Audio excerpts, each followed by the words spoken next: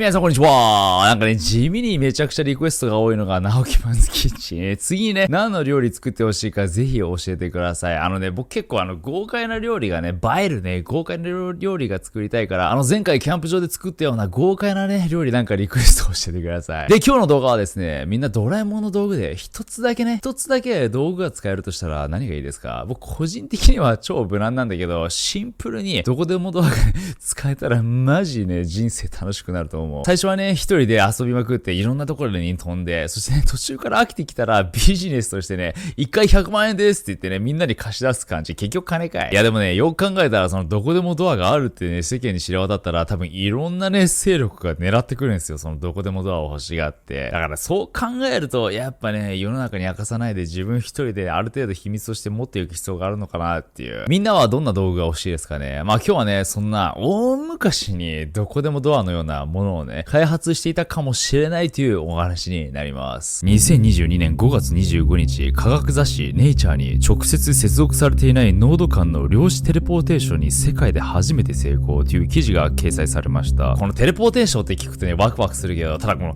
濃度間の量子テレポーテーションって何やねんって感じ。23の動画で一回紹介したことあるんですけど、人間、物、世界、すべての物質は原子、電子、中性子、陽子、さらには素粒子でできています。そこで量子のもつれと呼ばれる現象があって、量子がもつれ状態にあるとき、AB のペア粒子を観察するまでどちらが A の粒子か B の粒子かわからないんですけど、初めて片方を観測した瞬間に手元にある粒子が A と判明した途端、もう片方の粒子は B の粒子に変化するというものなんです。これがどんなに離れていても二粒子間の状態は維持され、アインシュタインはこれを不気味な遠隔作用と呼んでいました。この量子のもつれ状態を応用したものが量子テレポーテーションで、2つのもつれ状態にある光子を利用して A 点から B 点へと何かしらの情報を送る技術のことなんですね。ただこの場合、もつれ状態の光子ってめちゃくちゃ不安定なんですね。だからこの長期間移動が難しかったんですけど、でも今回オランダデレフト工科大学の研究チームがこの不安定なもつれ状態の光子を中継地点で別のもつれ状態の光子とくっつけることで、スタート地点、中継地点、ゴール地点、この3つの間で光子のもつれ状態を共有させることに成功したというんです。これによって今までよりも遠い距離へ情報を送ることができるようになったんですね。ちょっと考えてみたんですけど、人間の体だってある意味ね、粒子からできてるじゃないですか。もっと細かく言うと原子とかいろいろ難しいんですけど、もしかしたら未来的にはこのスタート時点で体をコピーするかのように分解していき、量子テレポーテーションで目的地で再度情報化させ、何かしらの機械によって人体が構成されるなんてことが可能になったりしないですかね。要はテレポーテーション、その開発途中でね、その具現化するときに体がね、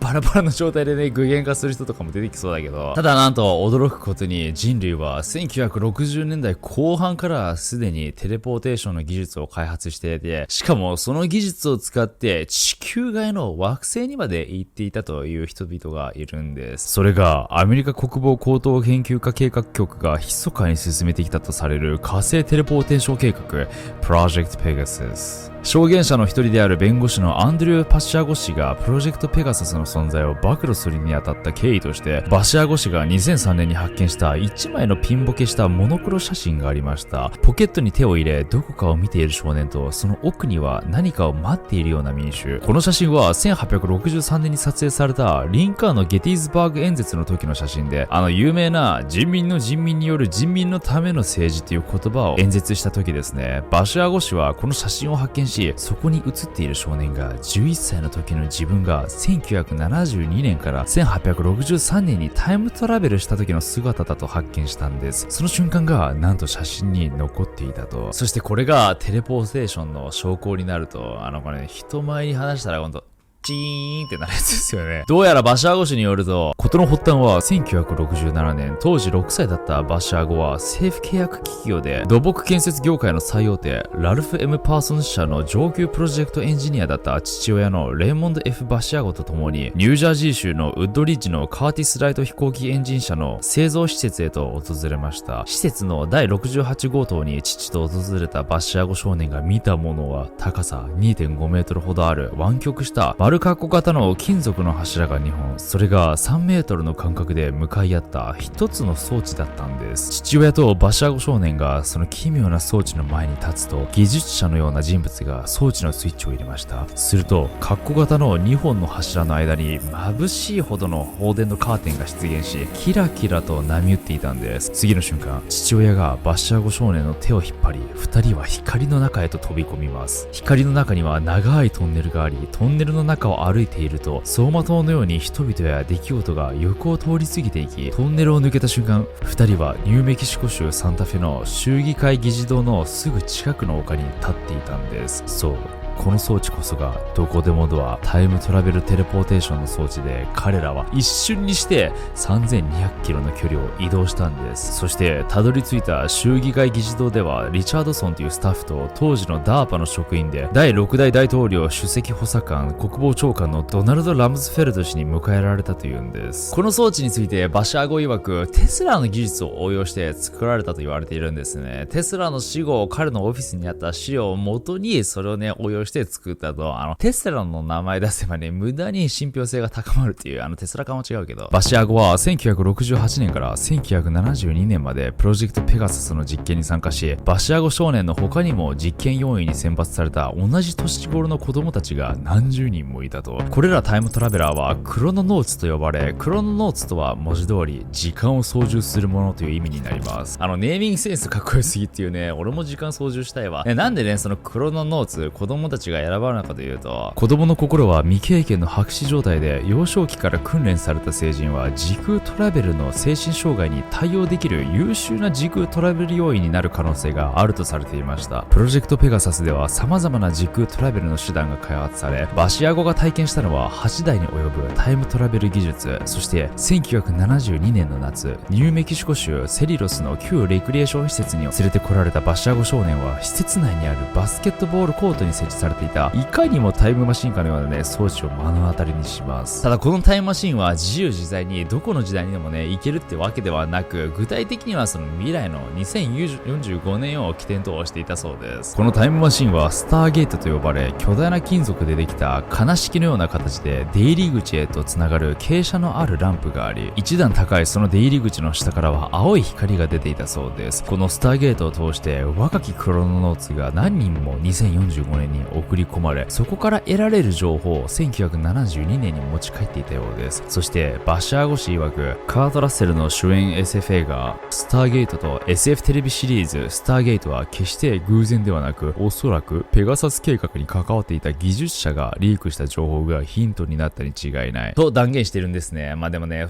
これには僕ね 100% 賛成するわけじゃないですけど、確かにそういった映画とかドラマとかね漫画とかをね世に出す人たちって何かしらのやっぱインスピレーションをもらってるっていうじゃないですか。まあそれについてね近々メイン動画がなんかで出すと思うんですけど、割と本当にそれはねある気がする。バシアゴ氏曰く、その2045年の未来の世界はディストピアやねその戦争争いの後もなく、非常にね静穏で平和な世界だというんですね。今よりもポジティブで車両とか汚染もなく、しかし彼の解釈では、我々は常に隣接したタイムライン上の少しずれたパラレル現実へと移動していたと語っていて、そのためある体験では2013年のワシントン DC に飛ばされ、そこで見た最高裁判所ビルは30メートル水中にあったそうです。そして写真が証拠として残っている1863年11月19日のゲティーズバーグ演説へは、バシアゴ氏は5、6回訪れたということで、その際リンカーン大統領のゲティーズバーグ演説を見届けるという任務を与えられていたそうです。1969年にはねこんな体験もしていて、お父さんから突然 Discovery of Life on Mars というタイトルの文章を手渡され、それが何なのか尋ねると、なんとバシアゴ氏が未来の2008年に火星で見つける人型生命体の存在についての発表で、なんとクロノノーツの一人が未来から持ち帰ってきたものだというんです。これちょっとややこしくて意味わかんないでしょ。どういうことかというと、バシアゴ氏が未来に書いた文章をクロノノーツの一人が持ち帰ってきたということなんですね。その頃からアメリカ政府と CIA は未来の技術や出来事についてクロノノーツを通して文章を持ち帰らせていたようです。1960年代後後半にはすでにインターネットの存在も知っていたといいます。実際インターネットの元になったネットワーク技術は ARPANET といって DARPA が資金提供して開発されたシステムでした。そして翌年の1970年にはカーティス・ライトの製造施設に再び連れて行かれ、今度はマーシャンに合わせたいと言われます。マーシャンっつったら火星人だからね、その火星人に合わせたいなんて言われたら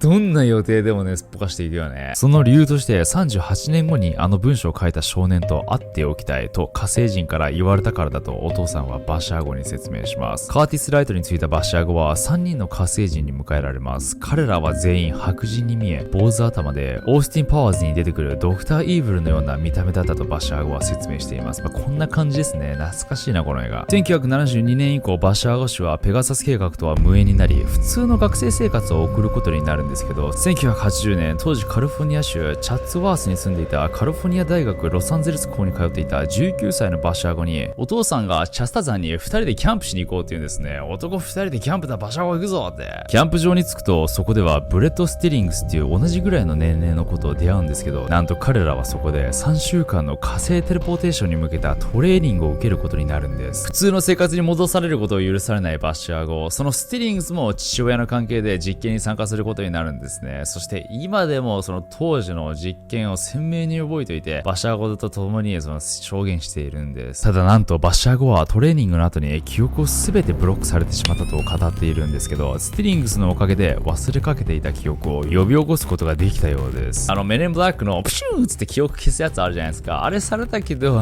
スティリングスのおかげでね、記憶が戻ったと、スティリングスのね、記憶も消さなきゃだよね。そしてそこから彼らは他8名の合計10名でトレーニングコースを受けることになるんですけど、そこで指揮を取っていたのがエド・デームズ少佐。エド・デームズ氏は米陸軍の科学技術インテリジェンス将校で、当時は軍事機密だったリモートビューイングのスペシャリストでした。現在はリモートビューイングの活用方法について活動されているようです。そしてこのクラスではこれら3点が火星目標の計画だと告げられます。みんな大丈夫？ついていけてる？まず第一に宇宙からの危機に対する防衛を目的とした火星基地の設置。第2に火星においてアメリカの領土権を保持すること。第3に共存を目的とした火星人に人間の存在を順応してもらうこと。火星研修によると火星は砂漠惑星で宇宙環境の変化により電離圏はほぼ残っておらず、ただ酸素は十分にあるため30種類ほどの動物が地上で生息しているとのこと。動物たちは小さめの恐竜のような見た目で、ただ植物や水がほぼないため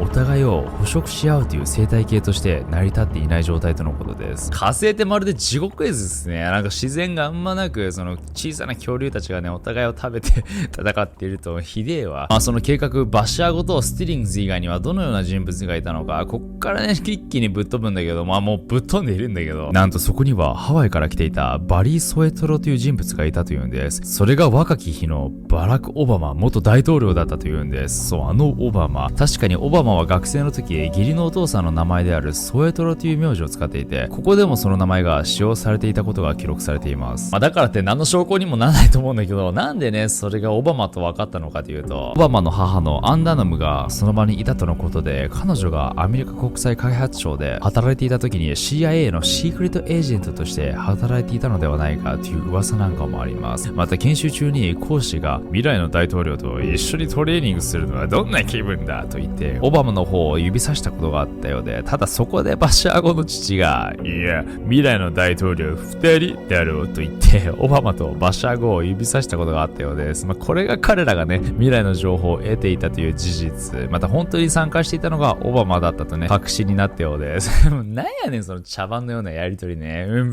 大統領は2人だろうってまたなんとバシャー語は2016年の大統領選に立候補し落選しています。他にはオバマ政権の最中に19代目ダーパ長官にその後なったレジナ・デューガン氏や NASA の宇宙飛行士となったウィリアム・キャメロン・マッコールなどが参加していたとのことです。その後オバマ、デューガンとバシャー語は CIA のアナリストとして未来にジャンプして火星についての論文をまとめるような仕事を与えられました。そして1年後の1981年、今度はコットニー・ハントと名乗る CIA のベテラン工作員から火星レポートに向けたトレーニングを受けることになります。トレーニングの内容としては地上で恐竜たちと遭遇した時の対応方法など、またレーザー銃のような装置の使用方法などだったようです。後に本当にハントが CIA の工作員だったのかバッシャー語が事実確認したら、なんと2名の CIA 関係者かから特殊プロジェクトに関わっていた CIA 工作員だったという裏が取れたようなんですね。そしてバシャーゴはカリフォルニアのエル・セグンドにあった CIA 施設に設置されたジャンプルームから火星にテレポートすることになります。1回目の火星へのテレポーテーションは1981年7月に火星へ到着すると、スカルの形をしたものから地上に出て、地上に上がると3人の人間に迎えられたとのことです。そこでは息をすることができたが空気は薄く、空は薄い青色で1時間ほど滞在して地球に戻されたようです。2回目のテレポーテーションは1ヶ月後の1981年8月。その時は半年も同席し、3、4時間ほど地上で歩き回り、古い石造りの家を訪れ、そこでは地球から送り込まれていた火星を植民地にするための開拓者たちと話したとのことです。なんと火星には定住する職員が送り込まれ、人によっては20年も火星で過ごし、その後任務完了とともに年齢を戻され、出発した同時刻にタイムトラベルし、地球に戻され、火星にいた時の記憶は消されているとのことです。なんかこういった話聞くとスターシップトゥルーパーズを思い出しますよね。なんか昔ね、小さい頃あれ見て結構トラウマ映画だったわ。なんか他にも火星では宇宙人を見たり、なんか原始的な宇宙人も見たというんですね。原始的な宇宙人ってどうなんだよって思うけど、またバシャーゴは一度火星のジャンプルームで若きオバマともすれ違い、お互い遠くに来たもんだなと話しかけられたという記憶についても話していて、オバマは2度火星にジャンプしているとのことです。ただバシャーゴが実験に参加した1981年頃はまだプロジェクトが始まったばかりで、火星へのジャンプは結構危険が伴うそうなんですね。デームズ少佐がその講義の中でね言っていた恐ろしい真実が、我々がこれまで火星を送った兵士や科学者、技術者は9万7000人に上がるが、そのうちこの5年間に生き残れたのはわずか7000人だけだ。少佐はさらに、種類によっては逃げられるが、出会ったら最後で相手を倒さなければ殺されるだけという凶暴な猛獣もいるとね、講習で説明していたようなんですね。そんな場所行きたくないわな。後にバシャーゴが出した声明によれば、この火星トレーニング研修と火星テレポート体験を終えてしばらくしてから何らかの心理的ブロックをかけられたらしく、当時の記憶は今でも曖昧で部分的にしか回復していないとか。当然ね、このバシャーゴ氏の暴露に全米は騒然となり、当時のホワイトハウス国家安全保障会議長を務めていたトミー・ビーター氏は正式にオバマは火星には行っていませんと否定する声明まで出しました。それなりにインパクトがあったようなね、この暴露。しかし第34代大統領のドワイド・アイゼンハワー前大統領のひ孫にあたるローラ・アイゼンハワーは、なんとバシャーゴ氏の暴露は全て真実だと証言。なんと彼女もバシャーゴやオバマ同様、この秘密計画の要員として参加していたと証言したんです。その他にも自分も参加していたという人物が次から次へと表に出てきて、バシャーゴ氏をはじめとする内部告発者たちは自分たちが生身で見聞きしたという実体験を直接証拠に、アポロ宇宙船やスペースシャトル、国際宇宙ステーションなどは世界を騙す見かけの宇宙開発計画に過ぎないと口を揃え、また70年以上アメリカ政府は我々を騙し続け、高度な宇宙技術の存在を隠蔽しています。このテクノロジーは DARPA のプロジェクトペガサスによって開発されたテレポーテーション技術やがんの治療など、この知識は機密解除し、我々は高度な医療や情報を知る権利があると述べているんですね。どうでしょうこの話。正直もうぶっ飛びすぎてて、もうなんかうさんくさくないとか疑う感じでもないよね、こうなってくると。正直何割ぐらいの人たちがこれ信じてるんですかね。個人的にはこういったお話ね、すごいね、ロマンがあって好きではあるんですよ。二人いますね、僕の中で。すげえ、こんなことあったらめちゃくちゃ楽しいと思いながら、こっちの反面では、いや、こんなことありえねえだろっていうサメたち、もう完全に両方ね、存在してる感じ、自分の中で。みんな、どう思うこういったお話。もちろんありえねえと思いつつ、ここまでぶっ飛んだお話が逆にある可能性もなくはないのか。いや、どうなんだみんな教えてくれ。それでは皆さんご視聴ありがとうございました。